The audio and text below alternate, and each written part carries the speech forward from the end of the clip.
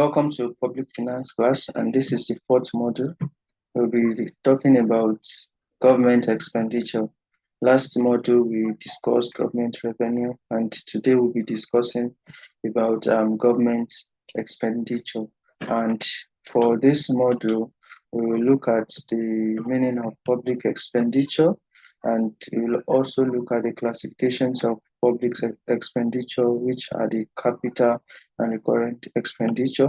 And we also look at theories of public expenditure in terms of Wagner's law and Peacock-Weisman hypothesis. And what is the meaning of public expenditure? It's actually the spending undertaken by the government at all levels to meet social, economic, and administrative objectives. That's a simple definition that can be given. A public expenditure. Public expenditure is the spending undertaken by the government at all levels to meet social, economic, and administrative objectives. And it is a key tool for promoting economic stability, social welfare, and national development. I want you to note those three things. It's actually is a key tool for promoting economic stability, social welfare, and national development. Unlike private spending, which is profit-driven, public expenditure is guided by social equity, efficiency, and national interest. And what are the key functions of public expenditure? The key functions of public expenditure. The first one is resource allocation, where public expenditure aims to provide public goods. They aim to provide public goods and services like defense, law enforcement, education, and healthcare that private markets cannot adequately supply. Another function is the redistribution of income. And at this point, it's ensuring vulnerable groups benefit from welfare scheme and subsidies. Another is the economic stability. We have the public expenditure functions in terms of economic stability, where inflation is being mitigated, unemployment and cyclical fluctuation are being checked through fiscal policy as such. And its function in terms of economic growth also, where promoting development through investment in infrastructure, technology, and human capital. So it promotes development in the aspect of investment on infrastructure, technology, and human capital.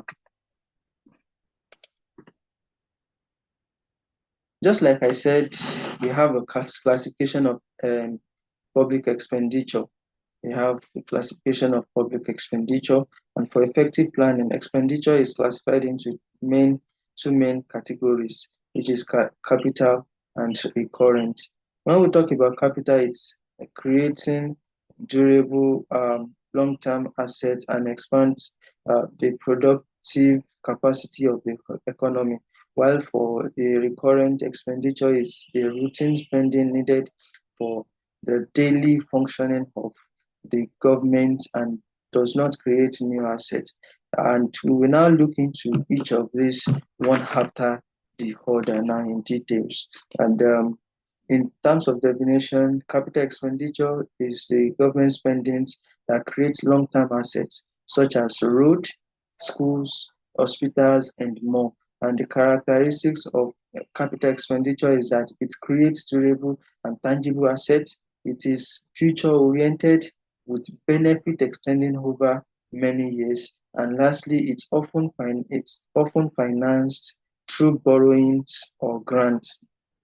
An example of this are construction of highways, airports, bridges, building of new schools, colleges, hospitals, and another is investment in power plants and research and development aspect.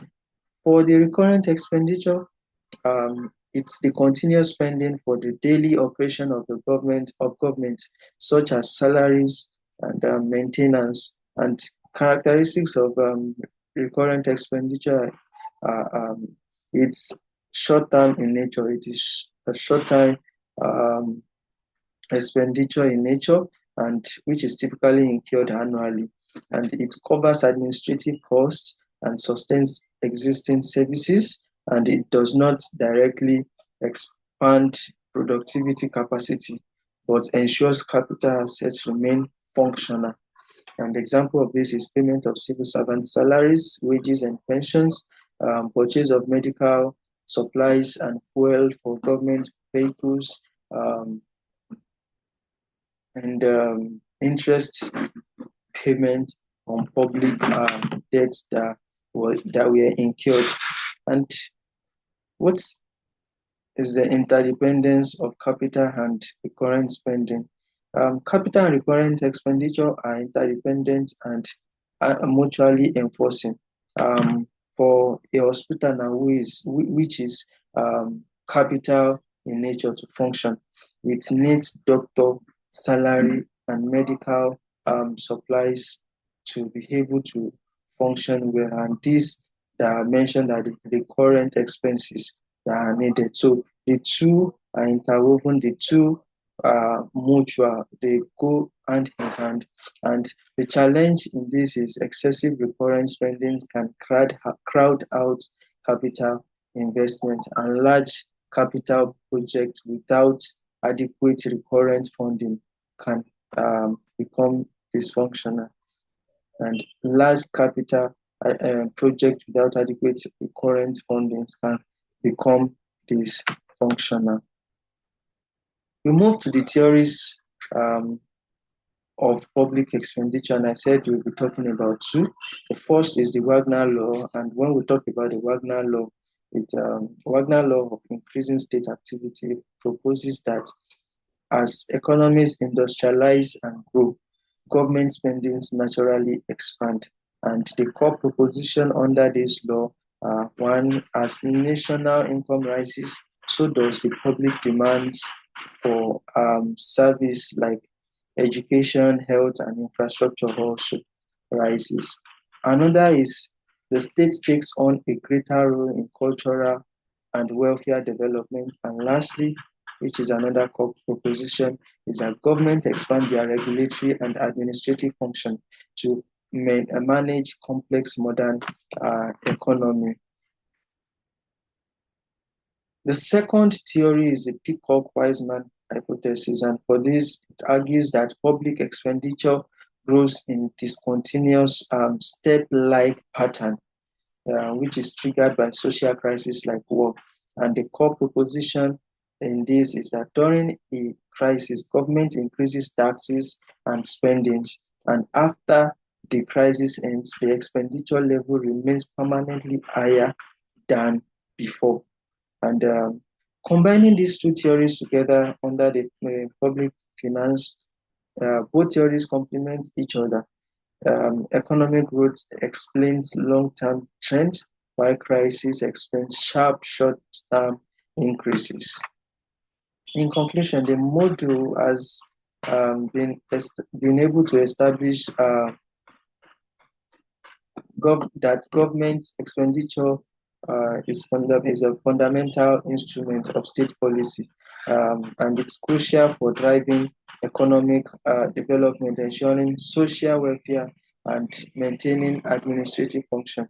Also, it has been able to elucidate the critical distinction between capital expenditure, which builds long-term assets, and recurrent expenditure, which sustains daily operation, highlighting their interdependent relationship. And finally, it provides a theoretical framework for understanding the inevitable growth of spending through Wagner Law and Peacock-Wiseman hypothesis. And this explains it as a product of both economic um, development and societal crisis.